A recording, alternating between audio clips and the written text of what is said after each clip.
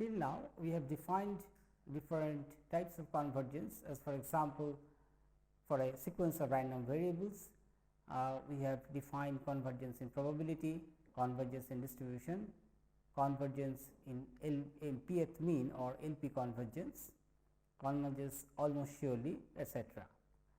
We have also seen that convergence in probability implies convergence in distribution. So, the natural question is the converse true? That means, if a sequence of random variables converges to a random variable say x in distribution, does it necessarily imply that convergence in probability will also hold? So, the answer is not straightforward. In some cases we see that the reverse situation may not hold true. So, we will be discussing today some counter examples of such situations where convergence from one side may not imply the convergence from the other side. Also, we will discuss one extremely important theorem known as Statsky's theorem, which is related to convergence in distribution and convergence in probability corresponding to two different sequences of random variables. This theorem will be of extreme importance in statistical theory, in probability theory, and also in large sample theory.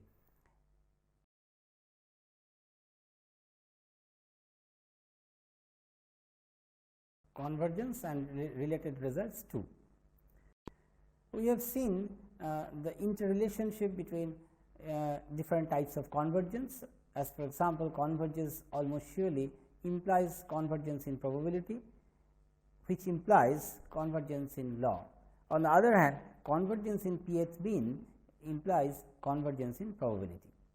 So, the question is whether there is any other types of implication of convergence of one thing will imply convergence of other types and so on, which is not always true actually. So, we will now discuss a few counter examples to show that the reverse thing might not happen always. One first example is a convergence of law does not necessarily imply convergence in probability. So, let us consider the whole sample space omega as 0 1 and define a sequence of random variables x n omega as 1 if omega belongs to 0 to half and 0 if omega belongs to half 1. So, remember this 0 to half is semi open, half side is open and this is closed. Again we define capital X omega as 0 if omega belongs to 0 to half and 1 if omega belongs to half to 1. So, that means just look at some interesting feature that whenever x n takes the value 1, x takes the value 0 and whenever x n takes the value 0, x takes the value 1. So, this is a typical example that we are going to construct, and we define these two and this random sequence of random variables x n and x on the probability space, which is omega sigma field generated by the class of subsets of omega, which is B, and M, where M is the Lebesgue measure on the unit interval. Then it is clear that f n x equals to 0 when x less than equals to 0 and equals to half if x lies between x 0 less than equals to x less than 1 and 1 if x greater than equals to 1, and f x is also 0 if x less than 0, half if 0 less than equals to x less than 1 and 1 if x greater than equals to 1. So, immediately it is clear that f n x equals to f x for every x, but if we calculate modulus of the difference of x n minus x, which is exactly equals to 1, because x n would be 0 on the set where x n is 0, x is 1, and on the set where x n is 1, x is 0. So, modulus of the difference is always 1. So, modulus of x n minus x is 1 with probability 1 for every n equals to 1, 2 and so on. So, this shows that although we have convergence in law for this example, but convergence in probability does not hold good. So, the next one we will discuss convergence in probability does not necessarily imply convergence in almost sure convergence. So, let us consider a sequence of IID random variables, say y1, y2 and up to yn, then x n equals to y n by n converges in probability to 0, which is trivial, because since i's are IID random variables, then probability mod y1 greater than n epsilon goes to 0 as n goes to infinity for every epsilon greater than 0. So, fixing every epsilon positive epsilon. But x n converges to 0 almost surely, if and only if. So, the question is, when we can say that x n converges to 0 almost surely? Only when expectation of mod y1 less than infinity. This follows from Kolmogorov's strong law for IID random variables. We will discuss this in more detail later on. So, convergence in probability might imply convergence in convergence almost surely, provided this condition, this existence of first order moment should hold, that means expectation of mod y1 less than infinity. Now, for example, take y1, y2, yn are IID Cauchy random variables, and we know that for Cauchy random variables expectation of mod of y1 is not really less than infinity. So, although x n converges to 0 in probability, but x n does not converge to 0 almost surely. So, this is a nice counter example to show that convergence in probability does not necessarily imply convergence almost surely. Next one, we have seen using Markov-Chebyshev inequality that convergence in LP or convergence in pth mean always imply convergence in probability. So, let us investigate whether the other way around is the reverse direction is also correct or not. Unfortunately, the answer is it is not, it does not always hold good. So, we are discussing one counter example to show that this is not necessarily true. So, let us define x n as a random variable which takes the value n with probability 1 by log n and 0 with probability 1 minus log n. Then as n goes to infinity, it is clear that log n goes to infinity, that means 1 by log n goes to 0. That means x n is x n, probability x n takes the value n goes to 0 as n goes to infinity. So, that means probability x n takes the value 0 with probability 1. So, x n goes to 0 in probability. Now, consider any p greater than equals to 1, we can also take p little less than 1 also, but positive. So, expectation of mod of x n to the power p, if we just calculate this thing, we will get this is n to the power p by log n, and naturally this goes to infinity as n goes to infinity. So, here we see that expectation of mod x n to the power p goes to infinity, that means it does not converge in LP, but probability mod of x n less than half equals to probability x n equals to 0, because even for n equals to 1 this takes 0 or 1, n equals to 2 this takes 0 or 2 and so on. So, when mod x n less than half, it satisfies only one value of x n, that is x n equals to 0, which is 1 minus 1 by log n, and this goes to 1 as n goes to infinity.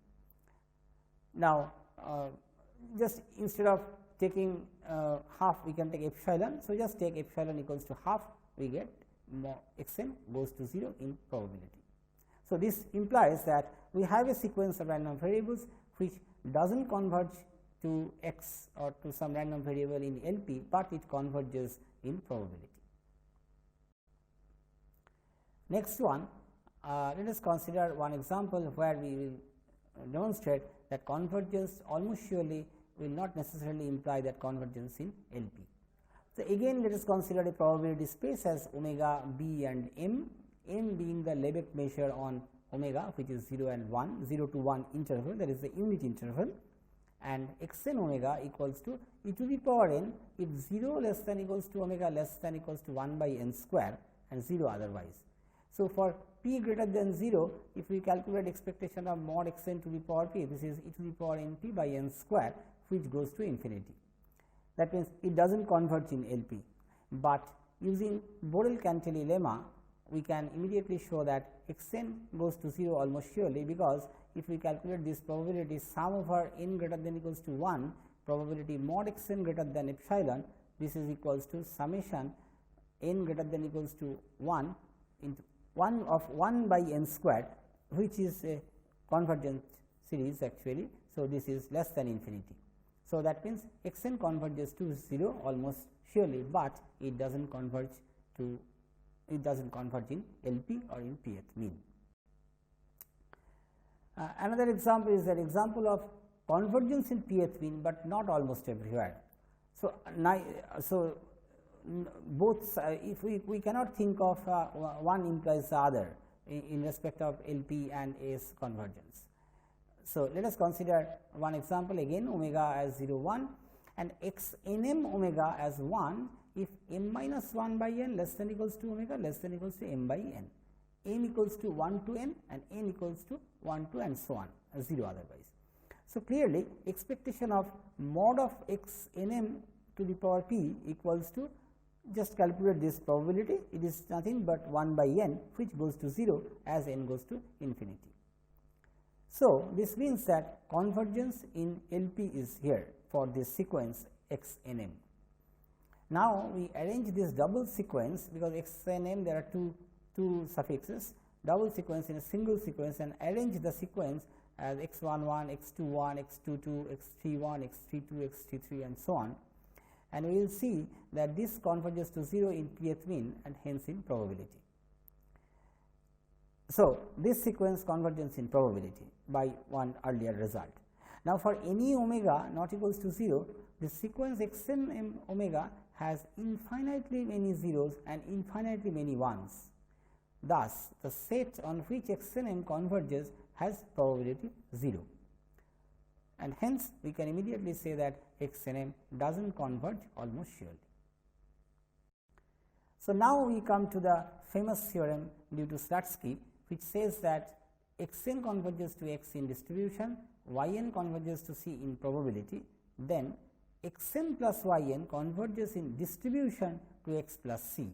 Now, what is the meaning of x n plus y n converges in distribution to x plus c? Means that the distribution function of x n plus y n tends to f of x minus c at each continuity point of f.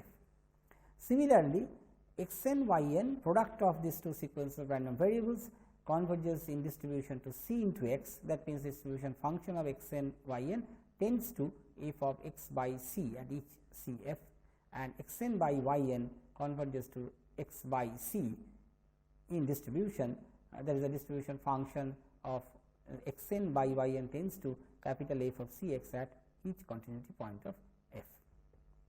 Let us give a brief outline of the proof. The proof is very similar, the technique is similar to the proof. If you recall, convergence in probability implies convergence in distribution. Proof is very similar to that. So, let us consider one epsilon which is greater than 0 and choose x such that x minus c plus epsilon, x minus c minus epsilon, they are all continuity points of f. Since epsilon is arbitrary, we can have this liberty to choose this as continuity points. Now, consider f of x n plus y n x, that is the distribution function of x n plus y n, which is nothing but probability x n plus y n less than equals to x. Now, we introduce one event which is mod of y n minus c less than epsilon and apply the simple theorem on probability, that is probability A equals to probability of A intersection B plus probability of A intersection B complement. So, we get immediately probability x n plus y n less than equals to x, comma mod of y n minus c less than epsilon plus probability x n plus y n less than equals to x, comma mod of y n minus c greater than equals to epsilon. Now, again, since we know that A intersection B probability of that is less than equals to probability of B, we can immediately write that this entire quantity is less than equals to the first term plus we can replace this second term by probability of mod y n minus c greater than equals to epsilon. Again, from the first term we can see that this is a subset of x n less than equals to x minus c plus epsilon. So, this is less than equals to probability of x n less than equals to x minus c plus epsilon plus probability of y n minus c greater than equals to epsilon. Now, probability of now if we take the lim sup on both sides, we get lim sup of f of x n plus y n x less than equals to lim sup of probability x n less than equals to x minus c minus epsilon plus lim sup of probability y n minus c greater than equals to epsilon. The last term goes to 0 as y n converges to c in probability. So, hence we can get hence we can get lim sup of f of x n plus y n x less than equals to f of x minus c plus epsilon, because we know x n converges to x in distribution for every epsilon greater than 0. Again, starting with probability x n plus y n greater than x and proceeding similarly, we have f of x minus c minus epsilon less than equals to lim inf f of x n plus y n x. So, similarly 1 and 2 gives us that since x minus c is a continuity point of f and epsilon greater than 0 may be taken to be arbitrarily small, so that x minus c minus epsilon, x minus c plus epsilon, they are all continuity points of f, and obviously epsilon is arbitrary, then 1 and 2 gives us limit of f of x plus x n plus y n of x, that is limit of the distribution function of x n plus y n as n goes to infinity equals to f of x minus c, which that is same as saying x n plus y n converges to x plus c in distribution. Now, proceeding similarly, we can prove b and c.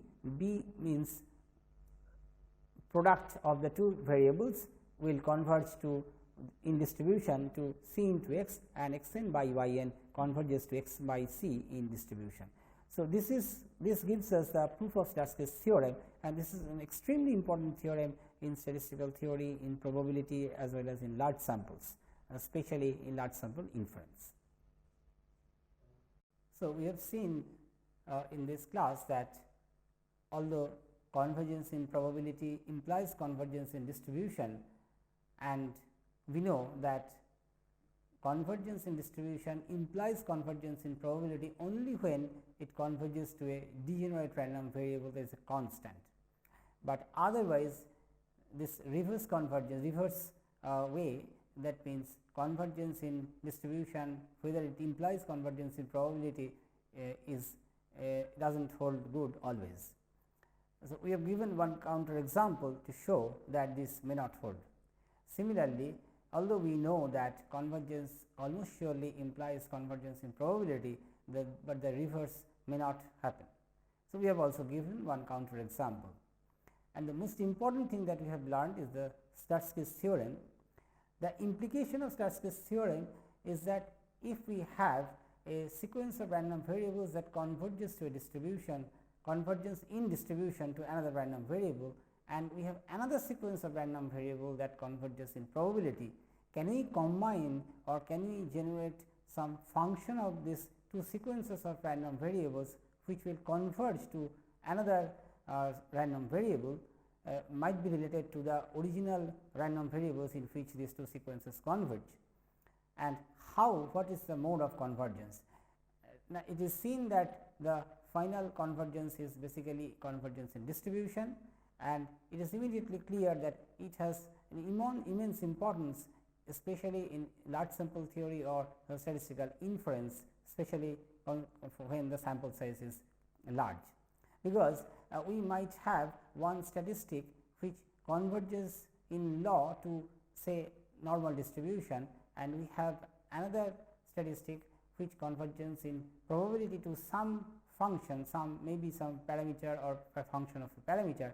Then we can combine these two to get the convergence in distribution of a random of a nice statistic, and the limiting distribution is very simple. Actually, it can be shown that the standard t test, in case of large sample, we can approximate this t test by a large sample normal distribution or a standard normal test. Similarly, this will help us to tackle the famous Fisher-Behrend problem, and actually application of Statsky's theorem indicates that Fisher-Behrend problem can be tackled when the sample size is large, in a very simple, in a much easier way, and the resultant distribution is nothing but a standard normal distribution. Obviously, sample size should be large.